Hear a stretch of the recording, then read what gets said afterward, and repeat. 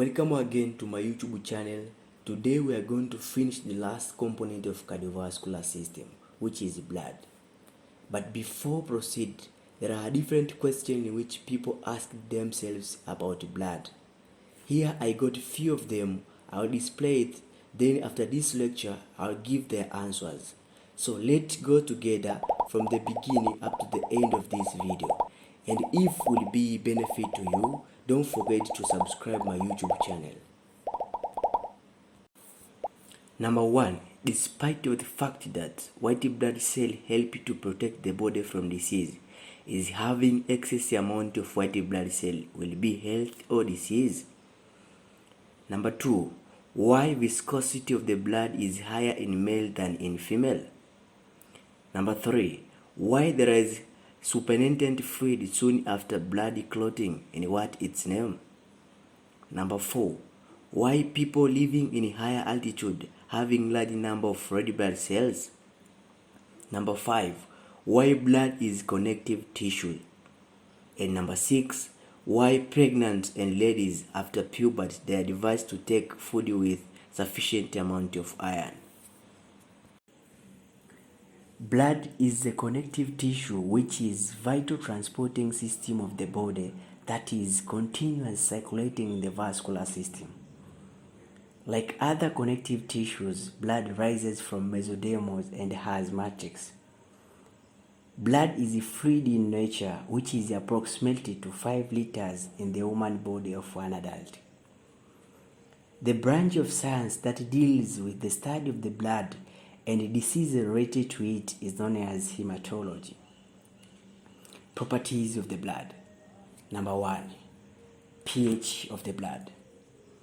Blood is normally slightly basic with the normal pH range about 7.35 to 7.45. Number 2. Color of the blood. Generally, blood is red in color, and this is due to the presence of hemoglobin, in which its brightness increases when there is high level of oxygen and decreases when there is low level of oxygen in the blood. Number 3. Specific gravity of the blood. The specific gravity of the blood is about 1.055 to 1.065, but this may increase when the body is dehydrated and decrease when the body is hydrated. Number 4. Viscosity of the blood. At the temperature of 37, blood has viscosity of about 3 to 4 times that of water, and this is due to the presence of the blood cell and the plasma. This helps you to explain why male has higher blood pressure than female. Number 5. Clotting of the blood. Once the blood taken outside of the body tends to clotting. External clotting of the blood is beneficial by preventing excess losing of the blood, but internal clotting, which sometimes known as thrombolism, is dangerous to the body as it prevents proper circulation of the blood. Number 6. Osmotic pressure of the blood. Blood has the osmotic pressure of about 290 millismoles per liter. The osmotic pressure is due to the presence of albumin, which is blood plasma. Note that osmotic pressure is quite different from the blood pressure. Components of the blood. There are 2 components of the blood that are plasma and formed elements. Let us start by the plasma. Plasma contributes about 55% of the total blood. This is a clear, slight yellow liquid that contains large number of organic and inorganic substances which dissolve in water. Plasma is made up of the following: 90 up to 92% is water, 6 up to 80% is plasma protein, and 1 up to 2% is other substances such as respiratory gases, nutrients, waste products, electrolytic iron, hormone and enzymes.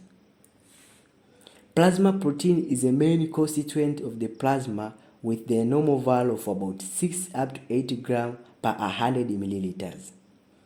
They are three in numbers, that are serum albumin, serum globulin, and fibrinogen. Albumin, it has normal value of about 3.5 up to 5 grams per 100 milliliters. It mainly contributes to the colloidal osmotic pressure. But globulin, it has normal value of 2 up to 3.5 grams per 100 milliliters. It provides protection of the body against diseases. While fibrinogen, it has normal value of 0.2 up to 0.3 grams per 100 milliliters. It may involve in a blood clotting. According to that, serum is equal to plasma minus fibrinogen, which is clotting factor. All of the plasma protein are synthesized in the liver except that of immunoglobulin, which is synthesized in the plasma cells. The second component of the blood is formed elements. They contribute about 45% of the total blood. There are three formed elements in the blood, which are red blood cells, white blood cells, and platelets. Let us start by the red blood cells. Sometimes is known as erythrocyte. Red blood cells are defined by use the following features. They are non-nucleated. They have diameter of 7.5 micrometer in adult. They have biconcave disc shape. Its outer surface appears as a rim around the central depression, but when viewed from the side, it appears like dumbbell. It contains protein molecule called hemoglobin, which is red in color and is what gives the color of the blood. Normal value of red blood cell is about 4.5 up to 5.5 millions per millimeter cube in male and 4 up to 5 millions per millimeter cube in female. Average lifespan of adult red blood cell is about 120 days. They produce from the bone marrow by the process known as erythropoiesis. Function of red blood cells. Main is transporting of respiratory gases that are oxygen and carbon dioxide, and are being carried by combining with hemoglobin. Note that having more or less number of red blood cells is not healthy to the body and is known as polycythemia and anemia.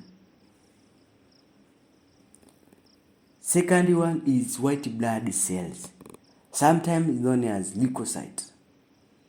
These are body soldiers that provide defense and immunity from invading organisms. They have the following features. They contain nucleus. They do not have exact shape, and this is because of their functions. They do not contain hemoglobin, and they are less in number. The normal count of white blood cell is about 4,000 up to 11,000 per millimeter cube. According to their function, white blood cells they divided into 5 groups. Number 1, neutrophils. They contribute about 50 up to 70% of the leukocytes. They contain neutral stain granules. Their main function is they act as first line of defense against bacterial infection. Number 2 is eosinophils. They contribute about 1 up to 4% of the total white blood cells. They are large in size than neutrophils and also contain granules. Function of eosinophils. They prevent spread of the local inflammatory process, and also they have antiparasitic function. Number 3 is basophils.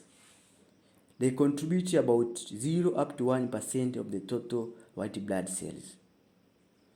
Its cytoplasm contains bluish-black granules which mask the nucleus, and also contain histamine, serotonin, and heparin. Their main function is to involve in allergic reaction. Note that all of these 3 white blood cells they contain granules, that's why sometimes known as granulocyte. Number 4 is monocytes. They contribute about 2 up to 80% of all white blood cells. They are largest leukocytes. They have no granules in their cytoplasm. Function of monocytes. They form second lines of defense against bacterial infection. They help in wound healing and tissue remodeling. They help in development of the cell-mediated immunity. Number 5 is lymphocytes. They contribute about 20 up to 40% of all white blood cells. But in infant stage, number of lymphocytes are more than that of neutrophils. They be formed from the bone marrow, then divided into 2 groups. One go to the thymus for maturation and are called T lymphocytes, and another set mature in the bone marrow are called B lymphocytes. They have longer lifespan than old, with lifespan of about 100 days to 200 days. Function of lymphocytes. T lymphocytes provide cell-mediated immunity that can recognize, attack, and destroy foreign tissues and organs. B lymphocytes provide humoral immunity by secrete immunoglobulin or antibodies. Both monocytes and lymphocytes, they do not have granules. The last formed element is platelets, sometimes known as thrombocyte, a small spherical cell and colorless fragment in our blood that form clot and stop bleeding. They are non-nucleated, hence do not have DNA. They develop from the bone marrow by the process known as thrombopoiesis. Function of platelets. They help in clot reaction, sometimes known as coagulation. They help in vasoconstriction immediately after injury, and they also help in primary hemostasis.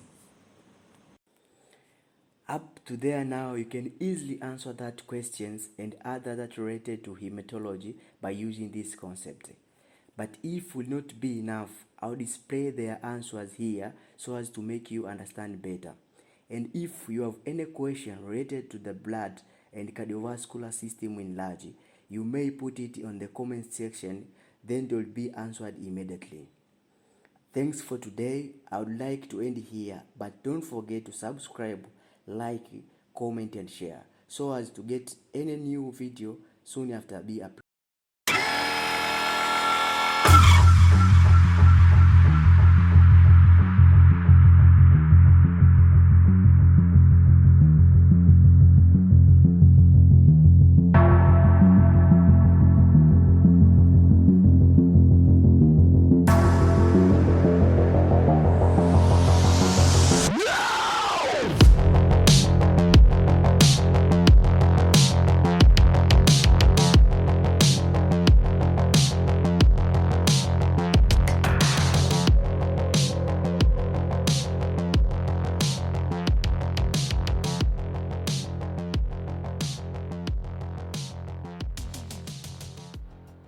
Loaded.